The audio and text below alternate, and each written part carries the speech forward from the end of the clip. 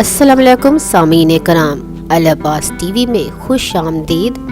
सामीन कराम, आज हम आपको बरज़ख का सफ़रनामा किताब का मुतालिया सुनाने जा रहे हैं। इस किताब के बाब ज़िंदगी की आखिरी रात के पार्ट 1 में हम सफ़ा नंबर 25 तक का मुतालिया कर चुके हैं।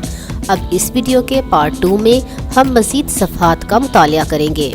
लेकिन सामीन कराम, आपसे दरख्वास्त है आप हमारे चैनल अल अब्बास टीवी को सब्सक्राइब कर दें और बेल आइकन को प्रेस कर दें ताकि इस तरह की मज़ीद इस्लामिक वीडियोस देखने को मिलती रहे। सामीन कराम, मुसन्निफ़ कहता है कि अभी मैं इन्हीं सोचों में गुम था कि वो खौफनाक मखलूक जिसे मैंने सबसे पहले देखा था मेरी जानिब मतवज्जो हुई और खौफनाक आवाज़ में कहा, क्या तुम मुझे नहीं जानते? कुछ देर के लिए मेरी ज़बान बोलने के काबिल हुई। मैंने इंतहाई नहीफ और कमज़ोर आवाज़ में, जैसे कोई गहरे कुएं से बोल रहा हो, जवाब दिया, नहीं, मैं तुम्हें नहीं जानता। फिर भी मैंने ज़रा हिम्मत करके गुस्से से कहा, आखिर तुम मुझसे क्या चाहते हो? अगर तुम सोना और घर का कीमती सामान लेना चाहते हो तो जितना चाहे ले लो। मैंने हाथ के इशारे से इन्हें ज़ेवरात और कीमती सामान के मकाम से आगाह किया और कहा, मैं वादा करता हूँ तुम्हें जितना पैसा चाहिए मैं बड़ी खुशी से अलग सुबह तुम्हारी खिदमत में पेश कर दूंगा। इस मौके पर इस मखलूक ने गुस्से से मेरी तरफ देखा और कहा, मैं मलकुल मौत हूँ, रूहों को कब्ज़ करने वाला इज़राइल, शोहर को बीवी से, बाप को इसके बच्चों से, दोस्त को दोस्त से और माँ को इसकी बेटी से जुदा करने वाला। मुझे सोने, चांदी और इन चीज़ों की कोई ज़रूरत नहीं है जो तुम जैसे खुदा से गाफिल लोगों के लिए इंतहाई कीमती हैं। ये जुमला सुनकर मुझे वो तमाम बातें हकीकत नज़र आने लगीं जिन्हें मैं अपनी ज़िंदगी में झुटलाता आया था, इनका मजाक उड़ाया करता था और इन सब को खराफात और दकियानूसी समझता था। अब मुझे अपनी मौत यकीनी दिखाई देने लगी, लेकिन अफसोस अब देर हो चुकी थी और माजी की कोताहियों की तलाफी का वक्त गुजर चुका था। इस मौके पर मुझे कुरान मजीद की वो आयत याद आ गई जिसे एक दिन मेरे एक दोस्त ने बतौर नसीहत मुझे सुनाया था। इस आयत में बयान किया गया है कि खुदा से गाफिल, बेदीन, जालिम, शयातीन और इनके हवारी अपने जुल्म, फसाद, अगर गुनाहों का बाजार गर्म किए रखेंगे यहाँ तक कि इनमें से किसी की मौत आन पहुँचे। जैसे ही इसे अपनी मौत का यकीन होता है और असल हकाइक मालूम होते हैं, इस वक्त हसरत और निदामत में गर्क हो जाता है और दुनिया की तरफ दोबारा लौट जाने की आरज़ू करते हुए दिल की अथाह गहराइयों से कहता है, ए मेहरबान परवरदिगार, ए माबूदे कायनात, मुझे दुनिया में वापस लौटा दे। शायद इस दफ़ा इन नेक अमाल को अंजाम दे दूं जिन्हें पहले अंजाम ना दे सका, जिन चीज़ों का मैं अब तक मुनकिर था और इन्हें खराफात समझता था, इन पर ईमान लाकर माजी की तलाफ़ी कर लूँ। खुदा ताला इन लोगों के जवाब में यूँ इरशाद फरमाएगा, इनकी ये ख्वाहिश किसी सूरत पूरी नहीं हो सकती और वो दुनिया में दोबारा वापस नहीं जा सकते। ये वो बात है जो हर शख्स निदामत और हसरत के मौके पर ज़बान से निकालता है। इन्हें मालूम होना चाहिए कि इस दुनिया के बाद बरज़ख की दुनिया है, यहाँ तक कि क़यामत आ जाए, जब हर शख्स अपने किए का अंजाम पाले, नेको बद आमाल का सिला दरियाफ्त कर ले।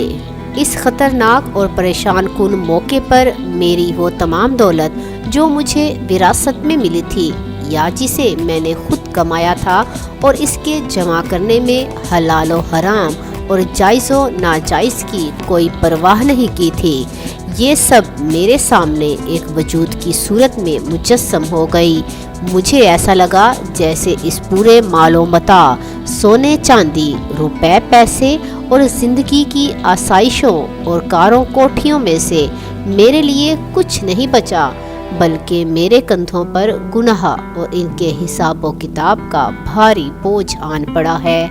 मैंने अपने मुजस्सम शुदा मालो दौलत से कहा, میں نے تیری جمع آوری اور حفاظت میں بڑی محنت اور زحمت کی ہے، اب اس مشکل گھڑی میں تو ہی میری مدد کر اور اس مصیبت سے میری جان چھڑا دے۔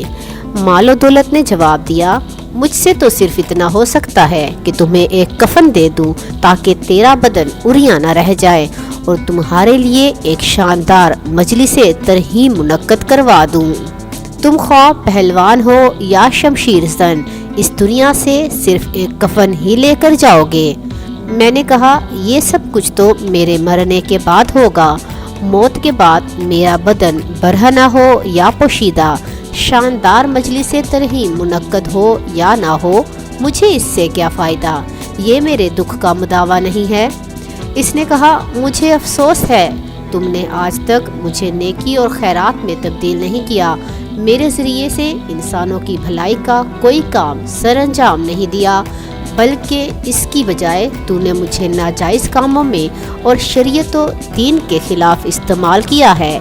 اس نے اپنی بات جاری رکھتے ہوئے کہا، اگر تو مجھے فقراء و مساکین اور ضرورت مندوں کی امداد کے لیے یا راہ خدا اور رفاہ عامہ کے لیے خرچ کرتا تو پھر تو دیکھتا کہ میں کس طرح تمہارے کام آتی اور تمہیں ہلاکت اور عذاب سے بچانے کا ذریعہ بنتی۔ اس صورت میں میں ملک الموت کی اس خوفناک صورت کو انتہائی حسین اور پرکشش شکل میں تبدیل کر دیتی، جس پر ملک الموت اتنا خوبصورت دکھائی دیتا کہ اگر حضرت یوسف بھی اس سے دیکھتے تو حیرت و استعجاب میں پڑ کر سیب کی جگہ اپنا ہاتھ کاٹ بیٹھتے۔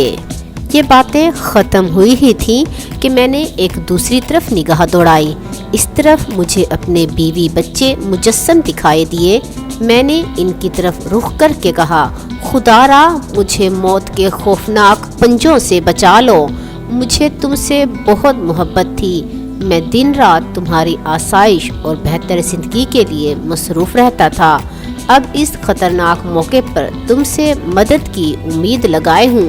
انہوں نے جواب میں کہا، ہمیں افسوس ہے کہ ہم صرف قبرستان تک تمہارے ساتھ جا کر وہاں تمہیں دفن کر سکتے ہیں، اس کے علاوہ ہم کچھ نہیں کر سکتے۔ یہ کہتے ہی وہ لوگ برق رفتاری سے اڑے اور پلک جھپکنے سے پہلے میری نظروں سے اوجھل ہو گئے۔ اس موقع پر مجھے ہر اس چیز سے نفرت ہونے لگی جس پر میں دنیا میں جان دیا کرتا تھا، دنیا کی ان تمام چیزوں سے مجھے گھن آنے لگی۔ اس وقت میں آرزو کر رہا تھا کہ جو لوگ ابھی تک میرے مال و دولت، جاہ و منصب سے حسد کرتے تھے، وہ میری ان سب چیزوں کے مالک ہوتے تاکہ انہیں یہ برا دن دیکھنا نصیب ہوتا۔ میں مسلسل خود کو لعنت و ملامت کر رہا تھا اور کوس رہا تھا کہ میں نے مومنین کی نصیحت پر کیوں نہ دھیان دیا، جو دل سوزی سے مجھے نصیحت کیا کرتی تھی اس کی باتوں کو اہمیت کیوں نہیں دی، آخر مجھے خود پر اتنا ناز کیوں تھا جو میں نے دوسروں کی درست باتیں نہ سنی اور اپنی اصلاح کی فکر نہ کی۔ اب مجھے وہ سب کچھ مجسم دکھائی دے رہا تھا جو اس کے بعد مجھے نصیب ہونا تھا اور آگے چل کر میں نے اس میں مبتلا ہونا تھا۔ سامعین کرام، آپ کو ہماری آج کی ویڈیو کیسی لگی کمنٹ باکس میں ضرور بتائیں اور اسے لائک اور شیئر کر دیں۔